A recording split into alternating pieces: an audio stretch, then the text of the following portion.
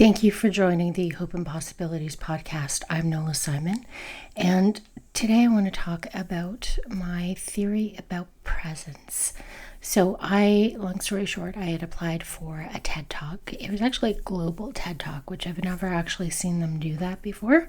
And spoiler alert, I didn't get chosen because honestly, there were only 10 people out of all of North America who would have been chosen. And then what happens is there's various different locations around the world, and then each person who wins in each particular location then goes to TED in Vancouver in 2026.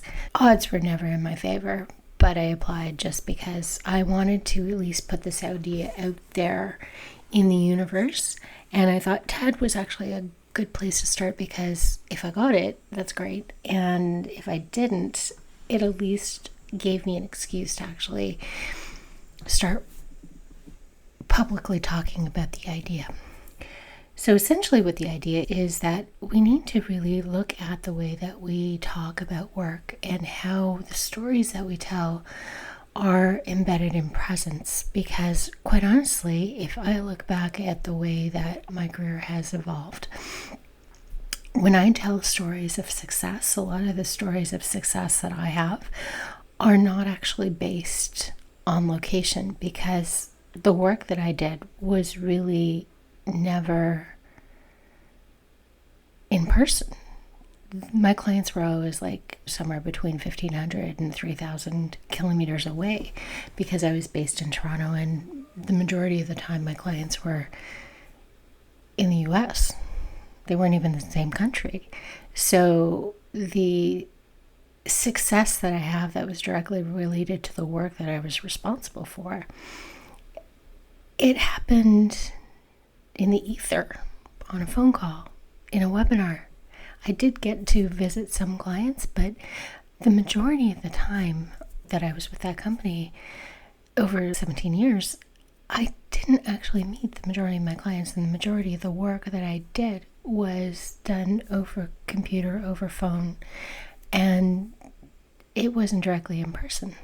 So this is where I tell stories about my work and my success in a very different way. I don't really talk about the fact that I was based in a cubicle and that I was surrounded by 60 other people in a department of 300, because most of the time those people were irrelevant to me. We had 2 meetings that we had to attend each month, and I would have coaching session here and there with my manager, and the majority of the time I was on my own talking to clients over the phone or using the computer, and the rest of the people in the department weren't really relevant to the way that I actually functioned.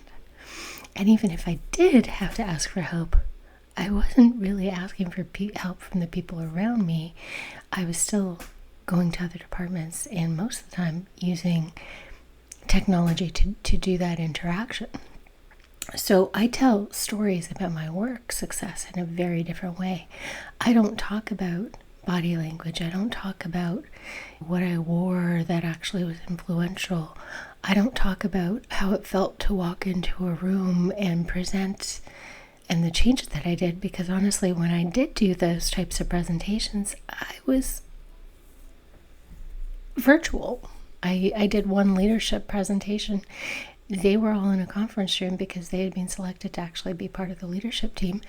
I had actually been declined from that particular opportunity 2 or 3 cohorts before that, and I was asked to speak to them, but it was something that I did virtually.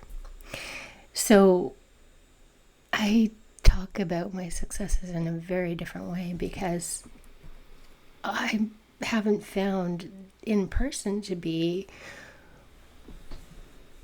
where my career really evolved and developed. Honestly, even with podcasting, it's not in person. A lot of times I don't even have the cameras on. It really depends on the guest. A lot of what I've done has all been audio, right? But I know that certain people make choices based on the fact that they are valued in a different way. They perceive themselves in a different way. So I'm going to tell you 2 stories. So one is of my coach. She does a lot of work asynchronously. She does a lot of work over the phone using technology. But recently, last year, she actually decided to go back to work in person because she's someone who values being recognized for her energy. And so she felt that by working at home, she wasn't necessarily being seen as a whole person, and her influence and her impact was being reduced because she was at home and couldn't necessarily bring everything to each moment that she had to interact with people. And so she might have been having impact and value to the people that she was impacting, but she felt she could do more. And it was more about how it felt to her on a regular daily basis, because her days were the same and she wasn't necessarily seeing a whole lot of people, and everything would wrap up by 4 o'clock and they would have dinner. And a lot of times she felt that no one had actually witnessed her energy. So going back in person allowed her to have that visibility, to be witnessed in a way that she felt was missing in her day-to-day life. And I understand that. With her also, she lives in a city and can actually walk into the downtown core. So it's not like it's a significant commute for her to actually rejig her life and actually go back to work in an office. For me, hearing the story, if I was going to do the same thing and say I wanted to have a more in-person impact and be able to walk into the types of corporations that would be looking for my types of skill set, I still have a 2-hour commute each way. So the value that I place on actually walking into an office is impacted by that. So there has to be something really motivating. What am I getting out of it that's beyond paycheck, beyond rewards and recognition, that intrinsically makes me feel that work has value and I can't do it in any other way? The bar is much higher for me than it is for somebody who happens to live close to the downtown core. But I also had a friend, and again, it's about how they're perceived physically. The coach was about energy. The friend that I'm going to tell you about, she was extremely tall. She was almost 6 feet. She was very voluptuous, and she had red hair, and she was loud, and she was fun, and she liked to laugh. And again, that energy that she brought in person, she was recognized in a certain way. Whereas when you're working from home and the Zoom screen, all those boxes are all the same size, and you have no control about where you end up and how you're perceived, and if you're on mute, and how people are actually reacting to you, it's very different, right? Like she walks into a room and people immediately look up, and she feels that she's got impact, right? We were friends. She was almost 6 foot tall and I'm 5'1". I don't have that sort of impact physically. I walk into a room and my hair's been white for a very long time. White hair, my hair is not actually white because of age, it's because of Waardenburg syndrome.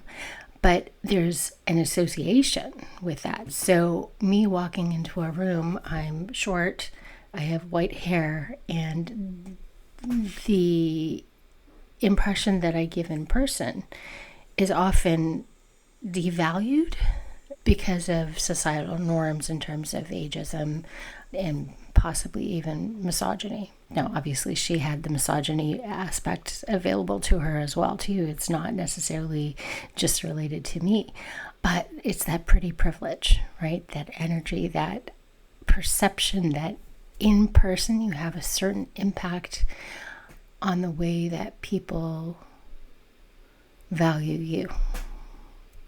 And your presence, how you look, how you feel, the energy you bring, all of that really impacts it. So I've got this theory that if you are someone who's actually used to impressing people because of how you look, how you make people feel, the energy that you bring. And you're used to people reacting to you in a certain way and recognize you in a certain way because of your physical presence, you have a harder time adapting to actually working from home, because that impact is filtered by technology. On the Zoom screen, everybody's the same height. People always think that I'm taller than I am because most of the time they've only met me over the phone or on technology, right? I have a personality that translates well virtually. I know how to make my presence known. I know how to make an impact with force of personality, with how I speak, with how I get people to listen to me and pay attention to me. That ability to build visibility remotely is something that I've developed over the years. I don't rely on physical presence because, quite honestly, I've had better success doing it virtually the majority of my career, right?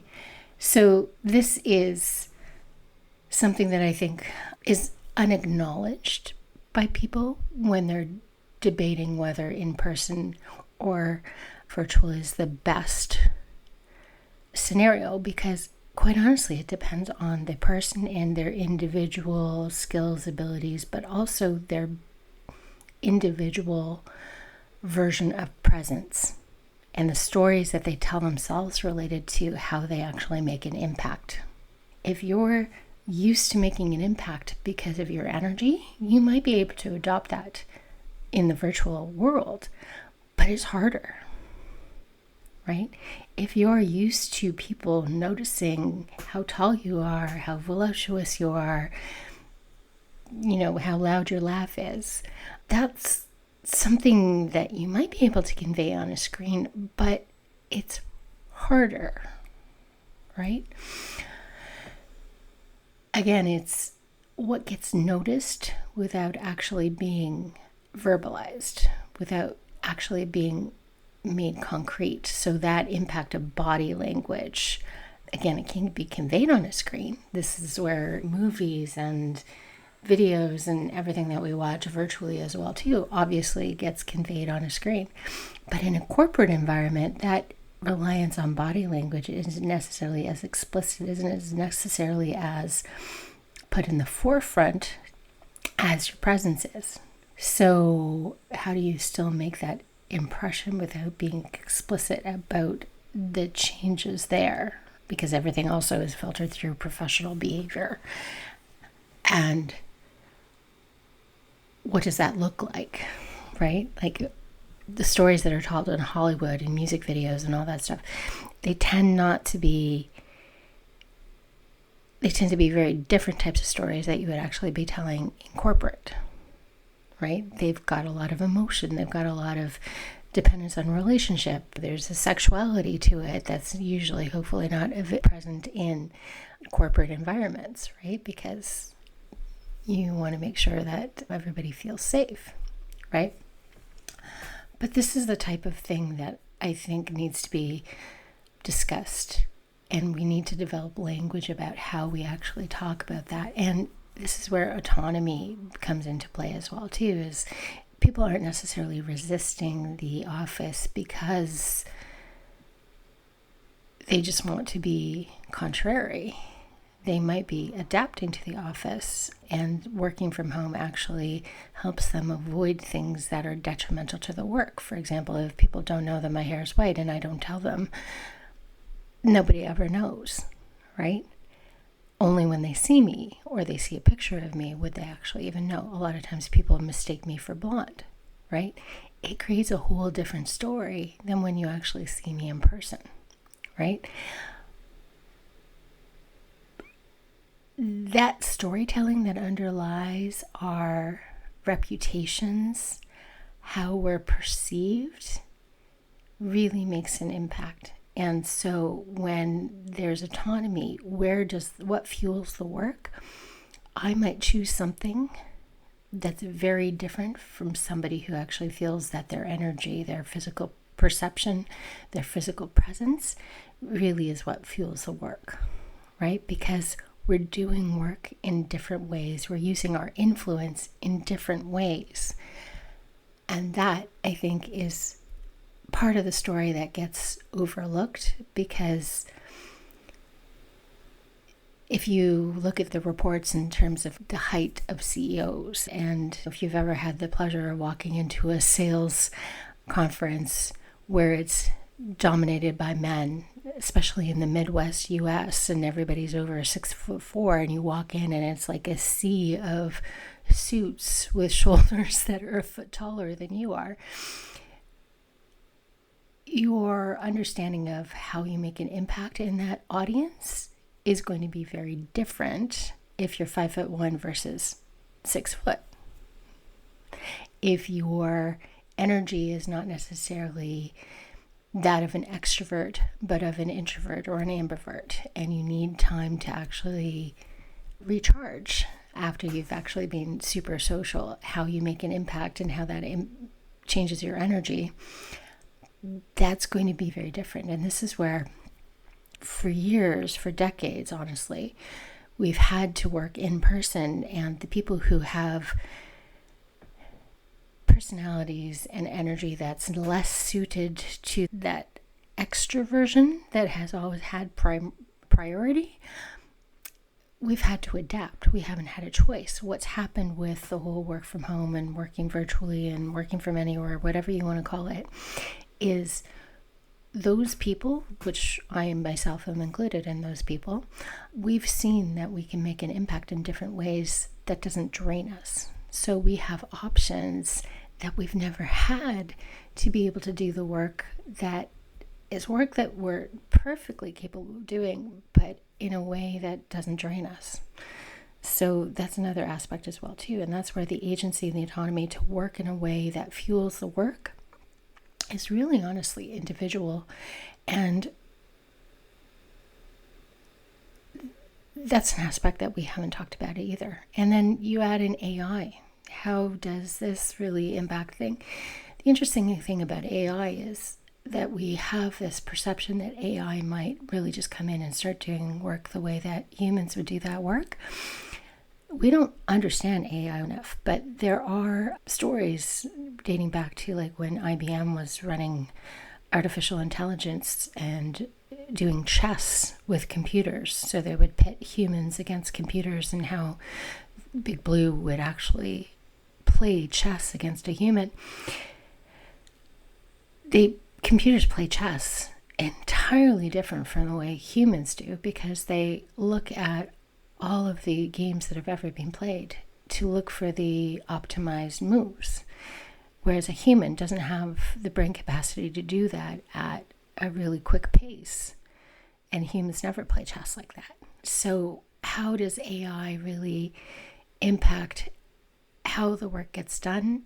The work that some people feel depends on presence might be done completely different when you've got AI involved, and presence is not really the focus of anything, because you're using an AI agent that doesn't actually have physical form. So that's another aspect of the storytelling as well too, is, this is the way it's always been done. This is how people feel about it. Add in AI, and how does physical presence either become less important or more important?